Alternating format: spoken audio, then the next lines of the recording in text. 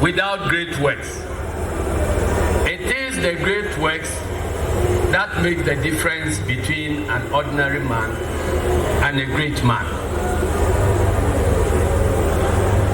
So I want to ask another question as to how best, if we all know that President Rawlings was a great man, a great statesman, how best can we honor his memory?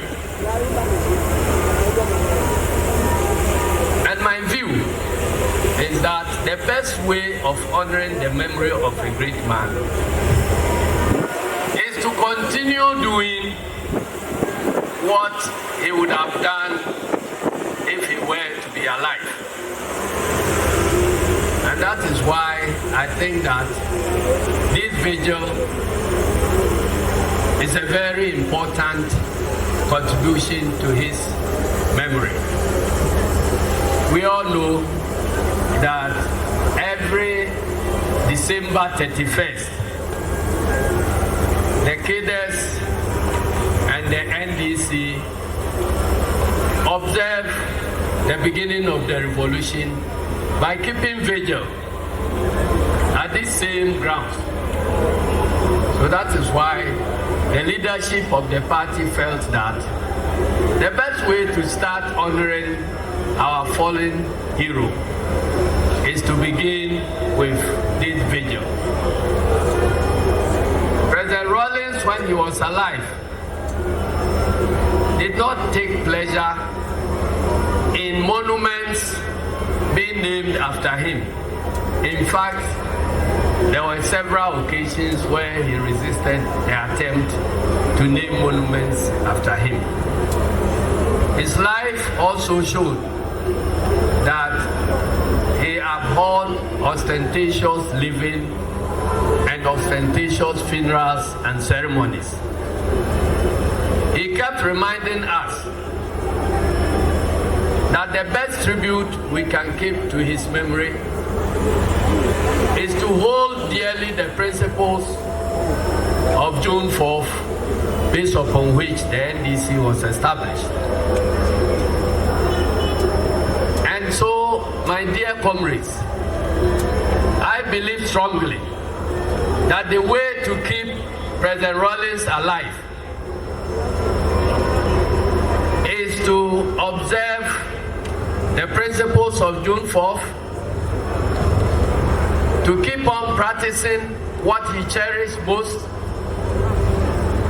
and for my comrades in the Keda fraternity, for us to be reminding ourselves about the simple things he did to show that he cared for his fellow Ghanaian. President Rawlings showed in many ways that leadership is done by example. So even as he called for communal labor, he will not be sitting in his office. You will see him right there in the trenches, in the gutters of Nima, holding shovel and desilting gutters. Now, if you see the leader engage in what he's admonishing the followers to do, who will not follow that leader? He also admonished us that in the past, it was sufficient to blame our offenses on directions from above and from our superiors.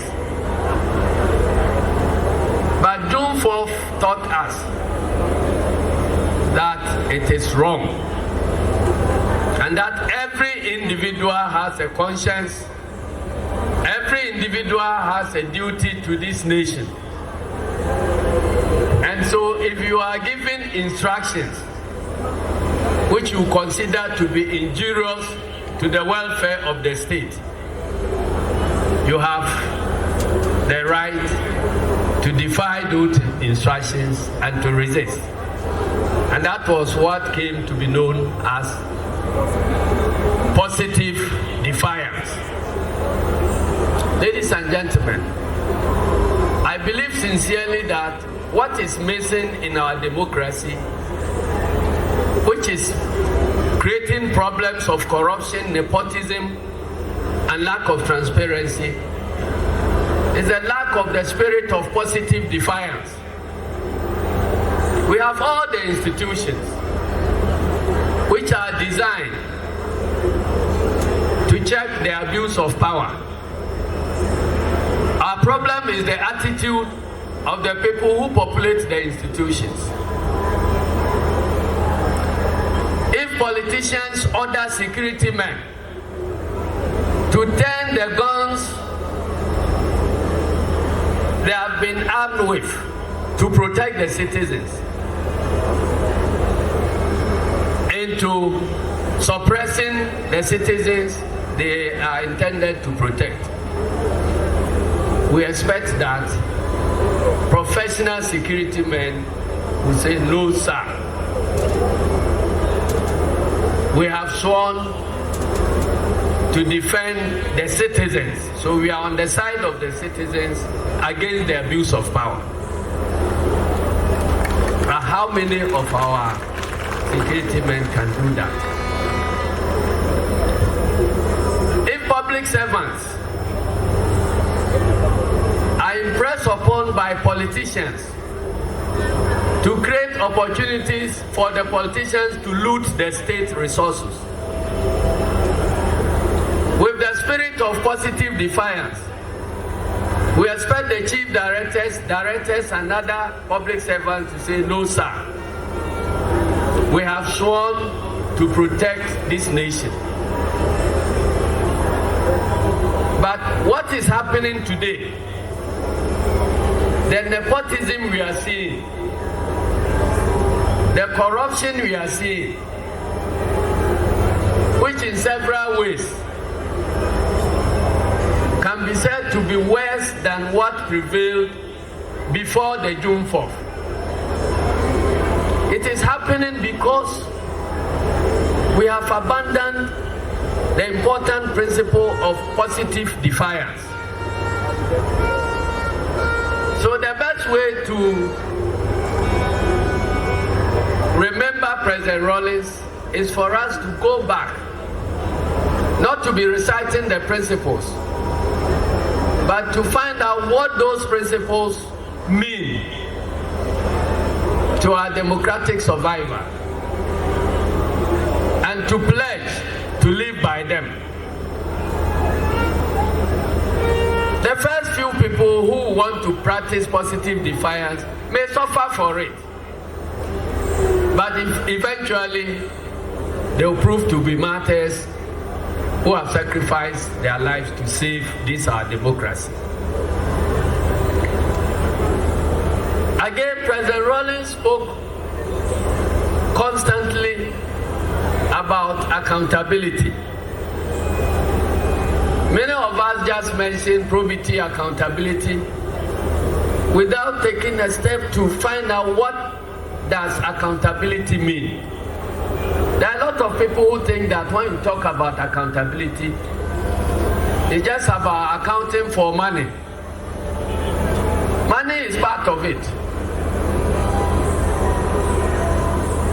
But the most important way to hold ourselves accountable is to account for power and authority. Because we have been told by cadres, and we reduce it into singing, that power belongs to the people forever and ever. It is from this that we learn that anybody who finds himself in a position of power is just there in a position of trust. Hold the power, utilize the power to protect the masses, to seek the welfare of the masses, and to account to the people at the appropriate time as to how that power has been utilized.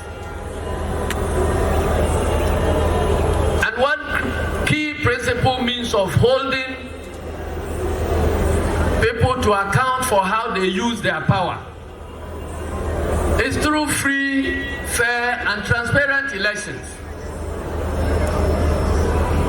So if we are all preaching that we want to honor President Rawlings, let's honor him by keeping the structures that can hold people in power to account for how they use the power that has been entrusted into them by the masses. Finally, ladies and gentlemen, I believe I have spoken enough since the demise of our founder. But I want to remind all of us that the little things that President Rawlings took pleasure in doing, we believe that his memory shall be better observed by doing some of the things that he took pleasure in doing during this time of mourning him. I have mentioned his pleasure in accompanying the masses to undertake communal labor. And I want to believe that the party followers throughout the country can best honor his memory by at least dedicating one day in your various constituencies, in your various branches, to undertake a massive clean-up exercise in remembrance of President Rawlings.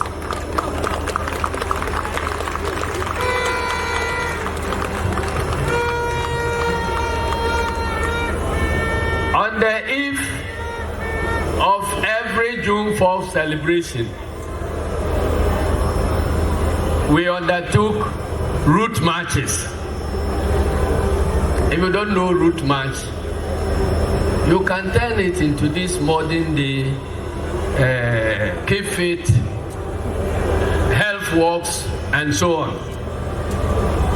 I want to believe strongly that one of the best ways to honor the memory of President Rawlings is for the party rank and file in their various branches, constituencies, and regions to undertake these route marches on the days to be determined by them according to their traditional calendars. I believe that if this is done, President Rawlings will be smiling wherever he is. And finally, the principles are good, but they remain impotent without our power to implement them. So if you are in opposition, you may have the best of ideas, but you cannot implement them. You can only be reciting them. So the best tribute we can pay to the memory of our founder is to accomplish the rescue mission that will position us to implement the principles he lived and died for. He taught us that in every struggle, when comrades fall, we walk over their bodies to ensure that the mission is accomplished before we come to count the dead. So, ladies and gentlemen, be fired up by the temporary demise of our founder to win these elections and rescue this nation, Ghana, which was dear to his heart, from the very ills he has fought against all his life.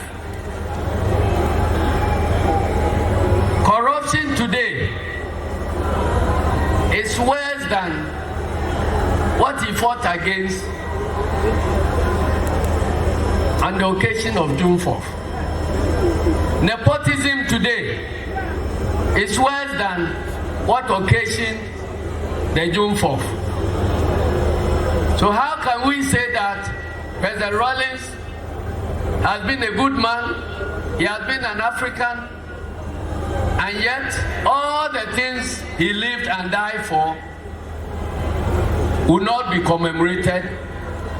We will abandon them and still pretend that we are honoring his memory. Ladies and gentlemen, let us walk our talk.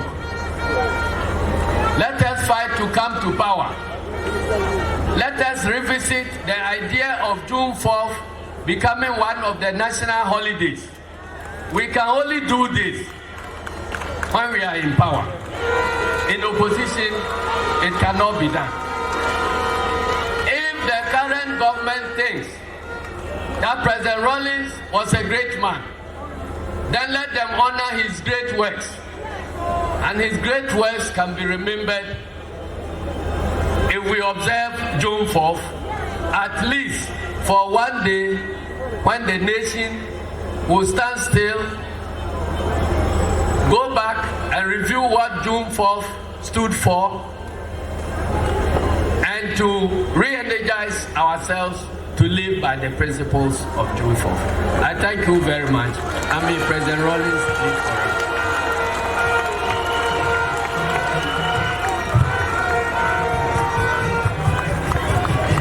The General has spoken. Rescue mission,